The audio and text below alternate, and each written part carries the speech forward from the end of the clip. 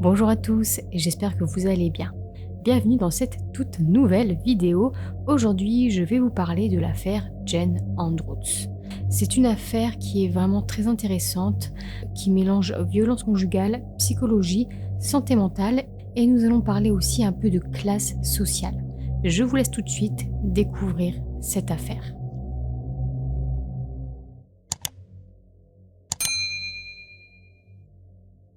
Jane Dawn Elizabeth Andrews est née le 1er avril 1967 à Cleethorpes, dans le nord du Lincolnshire, en Angleterre.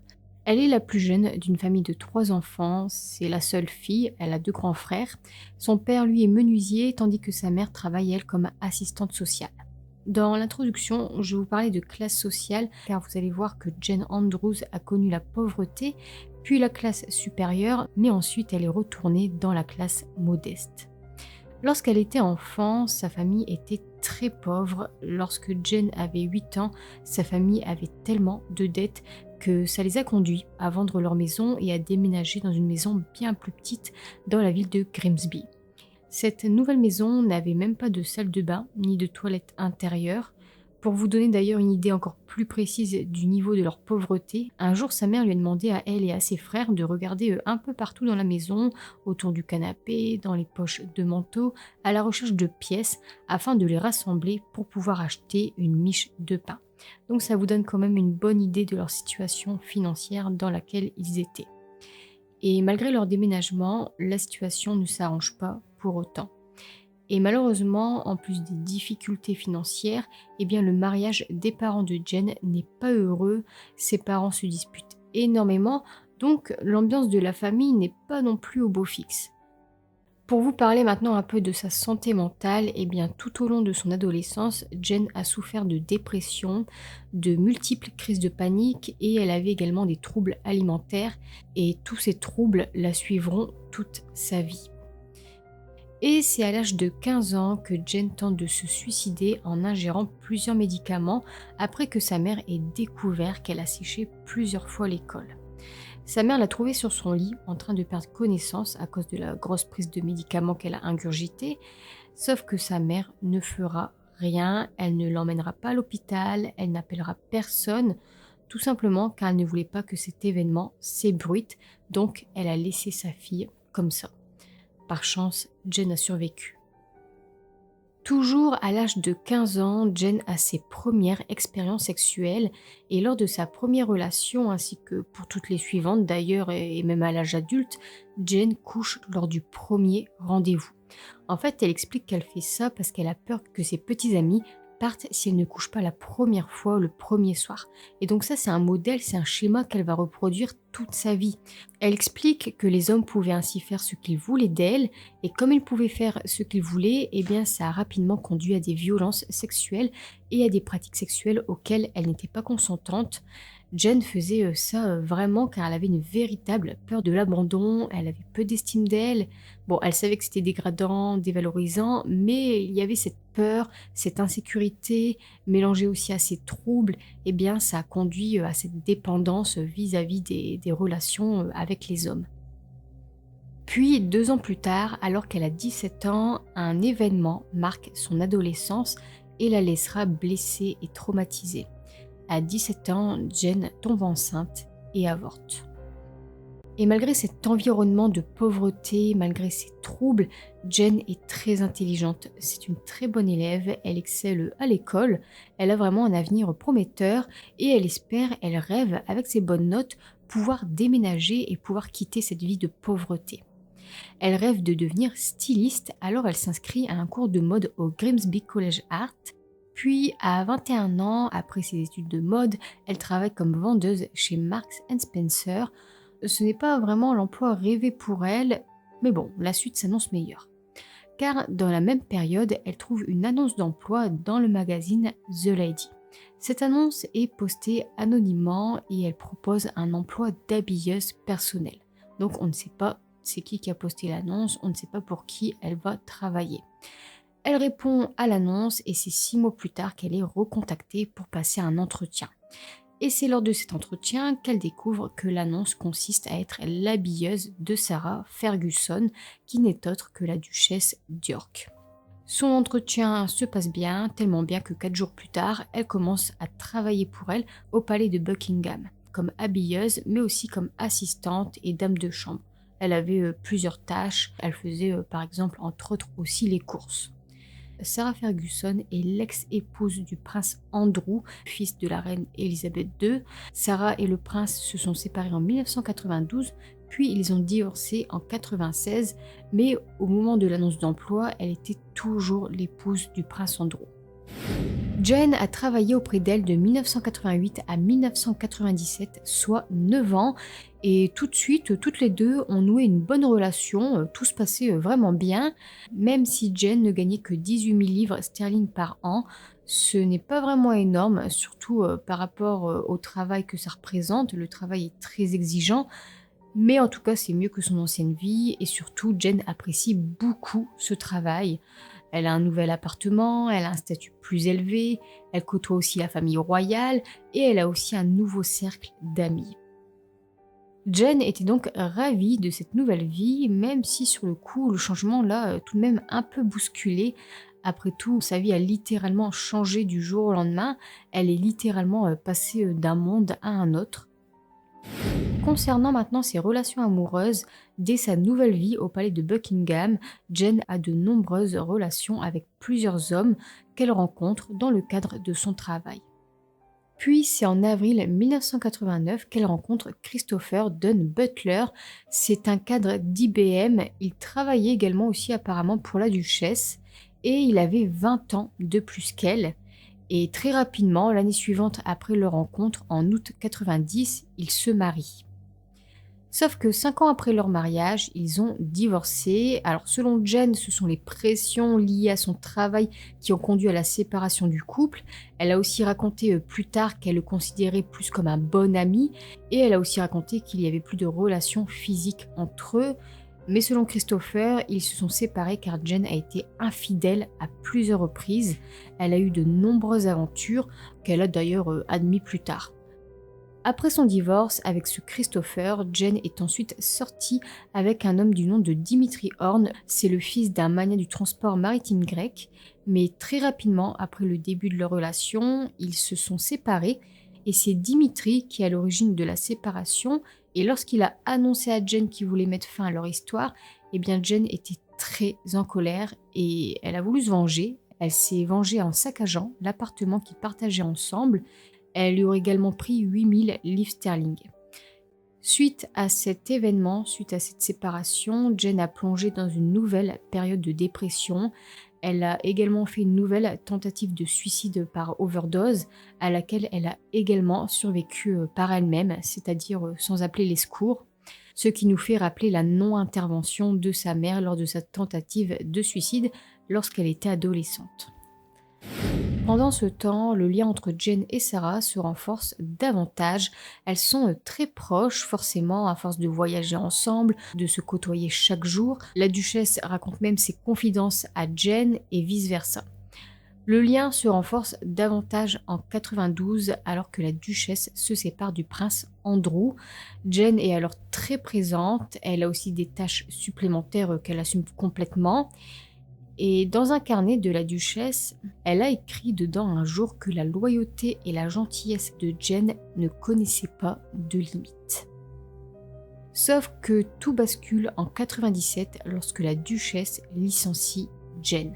Alors ce fut très inattendu pour elle, Jane s'est sentie trahie, d'autant plus que Sarah ne lui a pas annoncé en personne, c'est quelqu'un d'autre qui lui a dit qu'elle était licenciée, et elle s'est sentie trahie aussi car seulement quelques semaines plus tôt, Sarah lui aurait dit « Je me débarrasserai jamais de toi, tu es avec moi pour la vie ». Donc il s'est forcément produit quelque chose en l'espace de ces quelques semaines. Le palais de Buckingham a lui déclaré que son départ faisait partie d'un exercice de réduction des coûts, sauf qu'il y a 2 autres raisons qui ont été colportées qui expliqueraient ce licenciement soudain. La première raison, c'est que peu de temps avant son renvoi, la duchesse a entamé une relation avec l'aristocrate Gado della Gherardescu, sauf qu'apparemment cet homme aurait exprimé dans le même temps des sentiments, un intérêt pour Jane. Il y a alors eu des rumeurs qui ont commencé à circuler disant que Jane aurait peut-être une liaison avec l'amant de la duchesse. Cet événement peut donc expliquer le renvoi soudain de Jane. La seconde raison maintenant, c'est un événement qui s'est produit environ 1 an avant son licenciement.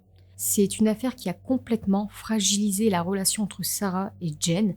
Il s'agit d'une affaire de vol de bijoux.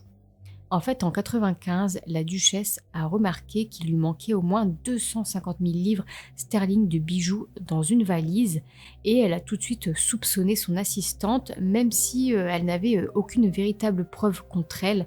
En fait, elle a soupçonné simplement car Jane avait un train de vie plutôt aisé par rapport à ses revenus. Elle avait un bel appartement, elle portait des habits luxueux. Et ça, c'est vraiment une histoire qui a fait la une des journaux britanniques. Donc voilà les 2 autres raisons qui expliqueraient le licenciement de Jane. On apprendra aussi plus tard qu'en plus des bijoux volés, dans le cas où elle a véritablement volé les bijoux bien sûr, Jane aurait également volé de l'argent. En fait, comme elle faisait ses courses, elle avait accès aux cartes de crédit de la duchesse et donc ainsi elle aurait retiré de l'argent avec les cartes.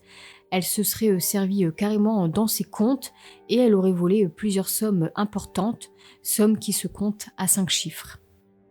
En tout cas, une fois licenciée, Jane a été dévastée et elle a sombré dans une nouvelle période de dépression. Elle a commencé à perdre ses cheveux, à perdre du poids, elle était sous antidépresseurs. Ce fut vraiment une période très très difficile pour elle. Elle s'est retrouvée tout bonnement à nouveau dans la précarité. Bon, finalement, et au fil du temps, elle a remonté tout doucement un peu la pente. Elle a d'abord retrouvé un nouveau travail dans le département d'argenterie de la bijouterie Annabel Jones, puis elle a ensuite rencontré Thomas Cressman. Jane Andrews a rencontré Thomas Cressman en 1998 par l'intermédiaire d'une connaissance commune. Thomas Cressman est né le 22 octobre 1960. Il est le fils d'un millionnaire et il est lui-même d'ailleurs millionnaire. Il avait travaillé d'abord comme courtier en actions, en investissement, puis ensuite il a dirigé une entreprise de vente de voitures. Et peu de temps après le début de leur relation, Jane emménage dans l'appartement de Thomas qui se trouve à Fulham, qui est un quartier résidentiel haut de gamme qui se trouve à l'ouest de Londres. Et ce fut très rapide cet emménagement car Jane avait des difficultés financières, alors il a accepté qu'elle emménage avec lui pour l'aider. Puis, peu de temps après, en 99, Jane obtient un emploi à l'hôtel Claridge en tant que responsable des relations publiques. C'est une bonne chose, car après avoir retrouvé l'amour, elle trouve maintenant un nouvel emploi. Sauf qu'elle est contrainte de quitter cet emploi 2 mois seulement après le début, à cause de son manque d'expérience. Après ça, elle a trouvé un nouvel emploi en tant que vendeuse. Et plus le temps passe, plus Jane devient dépendante de Thomas, que ce soit pour l'argent ou pour sa vie sociale, car le statut à Thomas lui a permis de se retrouver à nouveau dans la classe supérieure, de côtoyer à nouveau la table des gens riches. Elle voit alors vraiment Thomas comme la chance d'assurer son avenir et d'assurer son bonheur dans la haute société. Et c'est là qu'elle commence alors à le harceler constamment pour qu'il se marie avec. Elle était vraiment littéralement obsédée par le fait de se marier avec lui. Elle voulait être sa femme, elle voulait qu'il soit le père de ses enfants, sauf que Thomas, lui, ne partageait pas du tout les mêmes projets. En septembre 2000, Jane et Thomas sont en vacances, ils visitent l'Europe, ils se rendent notamment en Italie, puis en France sur la Côte d'Azur. Et lors de ces vacances, Jane s'attend à ce que Thomas lui demande sa main. Elle espère que son rêve va se réaliser, mais il n'en est rien. Au cours de leur voyage, il lui dit une bonne fois pour toutes qu'il n'a pas l'intention de l'épouser. Ce fut alors une énorme déception pour Jane, une grosse dispute éclate à l'aéroport et Jane refuse carrément de monter dans l'avion. Elle appelle aussi ses amis en larmes pour leur dire que Tommy, comme elle l'appelle, ne va finalement pas l'épouser. Puis après ces vacances, le couple rentre chez eux dans leur appartement où ils ont à nouveau une vive et violente dispute. Elle est tellement violente que Thomas appelle la police vers 11h35 pour signaler que quelqu'un va bientôt être blessé. La police au téléphone lui a dit de garder son calme et c'est tout ce qu'il lui a dit. Aucun agent ne s'est déplacé ce jour-là. Puis dans la nuit qui a suivi la dispute, le 17 septembre 2000, le meurtre se produit. Je vais vous raconter maintenant la version officielle de ce qu'il s'est produit, puis lors du procès, je vous raconterai plus dans les détails la version de Jen. Bon, c'est une version qui est forcément moins cohérente, moins crédible, mais nous allons voir ça après. La nuit du 17 septembre 2000, alors que Thomas dort, Jen prend une batte de cricket et le frappe à la tête, jusqu'à ce qu'il perde presque connaissance. Alors que Jen laisse Thomas mourant, elle va chercher un couteau, elle se déshabille aussi entre-temps afin de ne pas tacher ses vêtements de sang, puis ensuite elle revient et elle le poignarde à la poitrine pour l'achever. Après l'avoir tué, Jen se nettoie le sang sur sa peau, elle laisse ensuite 2 notes. La première note disait « Mes très chers parents, je suis tellement désolée, je n'ai plus mal en moi ». Et l'autre note disait « Tom a trop fait mal, il était si cruel ». Après ça, Jen s'enfuit et elle appelle son ex-mari Christopher Dunn Butler à 3h10 du matin. Elle lui dit que Thomas est victime de chantage. En fait là, elle essaie de se créer un alibi, elle essaie de brouiller tout simplement les pistes. Elle envoie ensuite également des messages à des amis affirmant également que Thomas fait l'objet de chantage. Le corps de Thomas Cressman est retrouvé 2 jours plus tard et une fois sa mort annoncée, Jen affirme autour d'elle, à qui veut l'entendre, qu'elle n'a absolument rien à voir là-dedans et qu'il est donc encore une fois victime de chantage. Jen Andrews est restée introuvable pendant plusieurs jours après le meurtre, jusqu'à ce que la police la retrouve en overdose dans sa voiture. Elle avait pris une 40aine de comprimés et elle a survécu une nouvelle fois à sa tentative de suicide. Après ça, elle a été arrêtée et accusée du meurtre de Thomas Cressman. Je vais maintenant vous parler du procès. Le procès a eu lieu en 2001, 8 mois après le meurtre. Son procès a fait la une des journaux. Voyons voir tout de suite ce qui a été dit. Tout d'abord, du côté de l'accusation, Jen a été décrite comme une femme méprisée, blessée, qui s'est sentie abandonnée et qui a voulu se venger après qu'il ait refusé de l'épouser. Elle était en colère, elle était désespérée, et donc c'est cet excès de rage qui l'a poussée à commettre l'irréparable. Jen Andrews a aussi été décrite comme une chercheuse d'or, comme une personne instable, sournoise, manipulatrice et cherchant à grimper socialement. Jen a ensuite témoigné, donc là c'est pour elle l'occasion d'expliquer les raisons de son geste. C'est donc là qu'on apprend plusieurs choses sur leur relation, même si toutefois j'appuie sur le fait que c'est sa version des faits à elle. Est-ce vrai? Ça nous ne le saurons jamais puisque Thomas n'est plus là pour se défendre. Vous verrez donc qu'il est assez difficile de démêler le vrai du faux. En tout cas, voici ce qu'elle a raconté. Tout d'abord, elle a fait part de problèmes sexuels dans leur couple. Elle a expliqué que Thomas avait un intérêt pour les pratiques BDSM, notamment le bondage, la sodomie, les jeux de rôle, des pratiques que Jen, elle, ne partage pas du tout. Et selon elle, il a forcé à plusieurs reprises à avoir des rapports non consentis, notamment lorsqu'il s'agissait de sodomisation. Jen Andrews a ensuite raconté que Thomas a une face cachée. Elle a déclaré qu'il avait un côté sombre que seule elle voyait. Selon elle, il pouvait se montrer cruel, méchant, insultant, arrogant.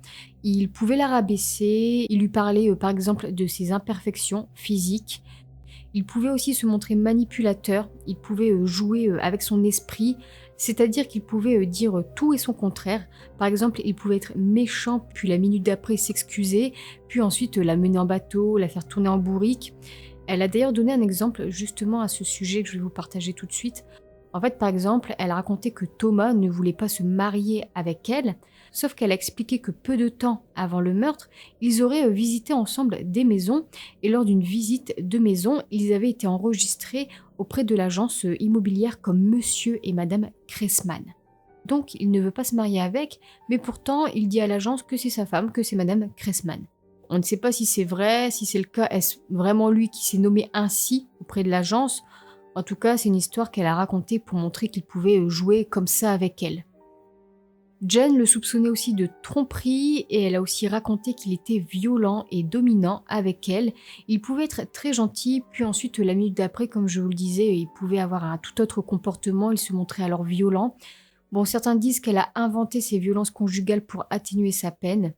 Je ne vais pas vous raconter tout ce qu'elle a dit parce qu'elle a cité vraiment de nombreux événements, mais elle a par exemple évoqué un incident au cours duquel elle se serait cassé le poignet alors qu'elle dansait avec lui.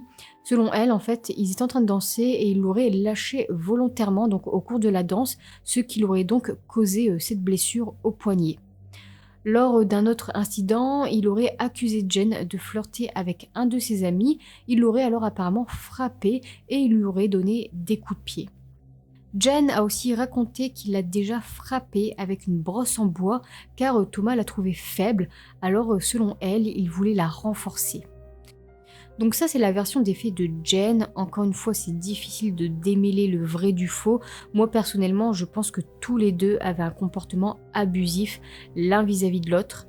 Par exemple, à chacune de leurs disputes, tous les deux menaçaient de balancer à la presse les secrets de l'autre. Chacun faisait du chantage à l'autre.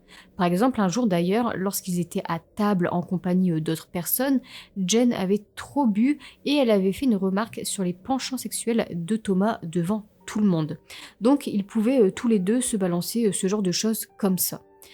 Et ça, c'est une relation qui n'est vraiment, vraiment pas saine, qui est dangereuse, mais aucun des deux n'arrivait à se résoudre à quitter l'autre.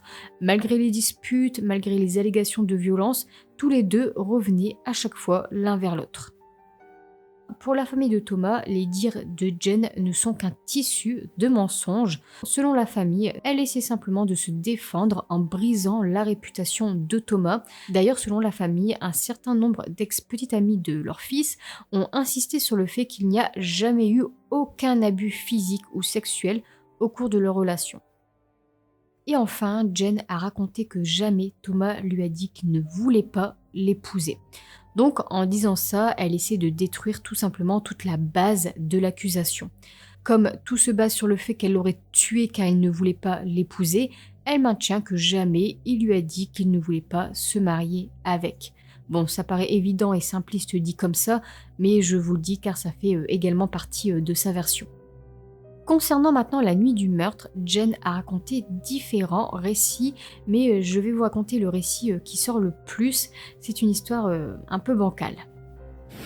Jen a raconté qu'à leur retour de voyage en Europe, Thomas a accepté de consulter un professionnel concernant ses pratiques sexuelles. Sauf qu'ensuite, il a changé d'avis, une dispute s'en est alors suivie, Jen s'est mise en colère, Thomas voulait qu'elle parte, ils ont commencé à se battre et Thomas l'aurait apparemment étranglée. Et c'est à ce moment-là, au moment de la dispute, selon elle, que Thomas a appelé alors la police pour dire que quelqu'un va bientôt être blessé. Donc ça, c'est le matin du meurtre.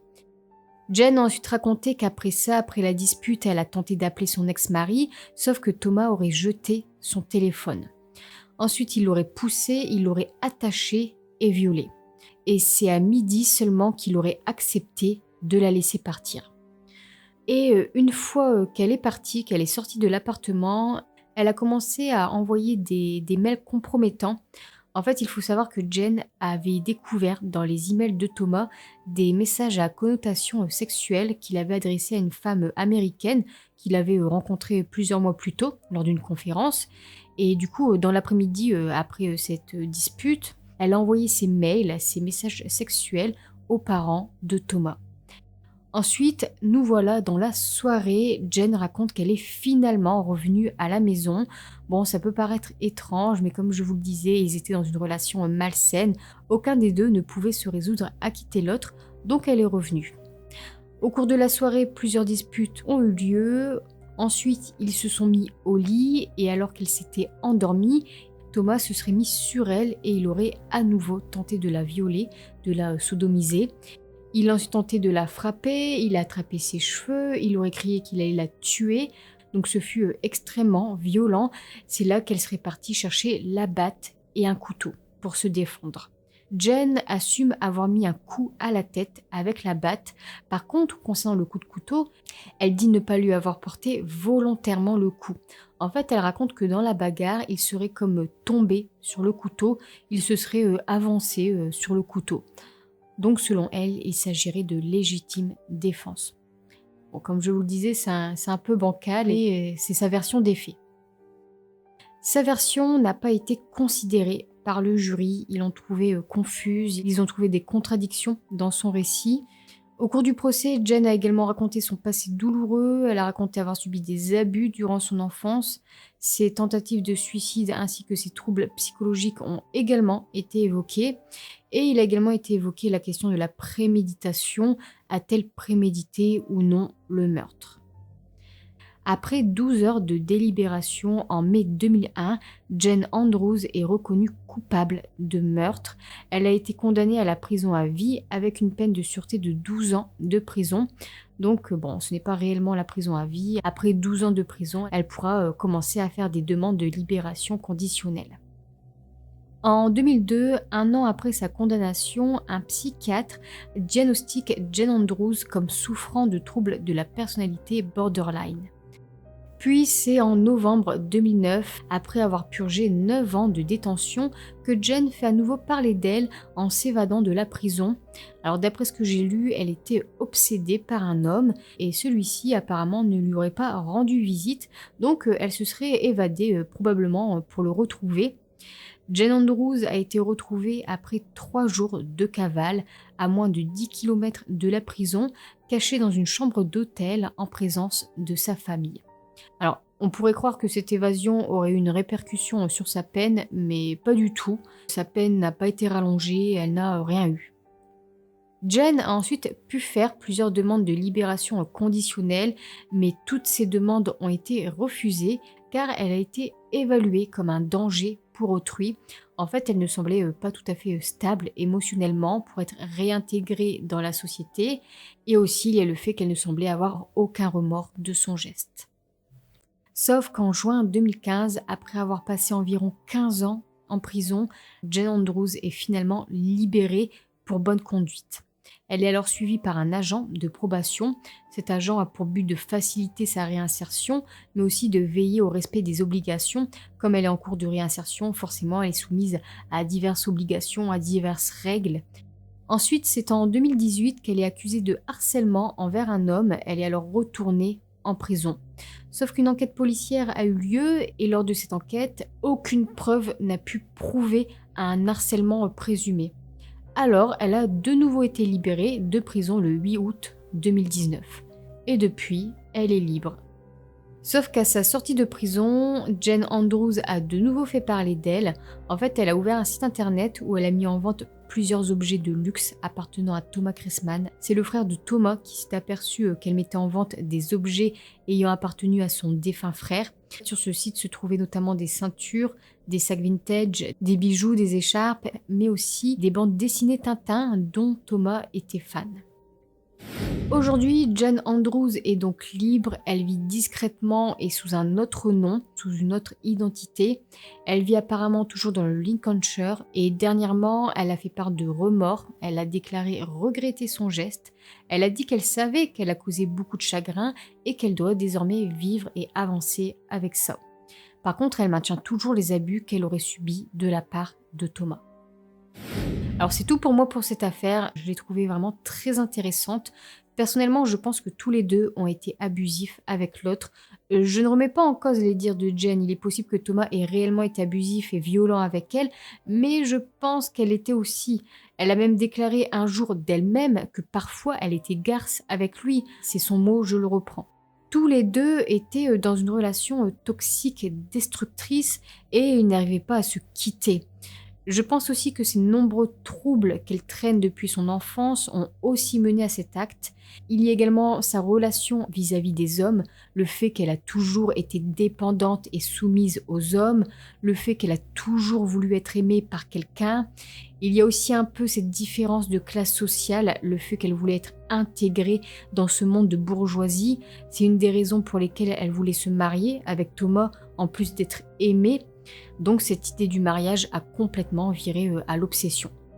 Merci d'avoir suivi cette affaire, dites-moi ce que vous en avez pensé dans les commentaires, portez-vous bien et je vous dis à la fois prochaine pour une nouvelle vidéo.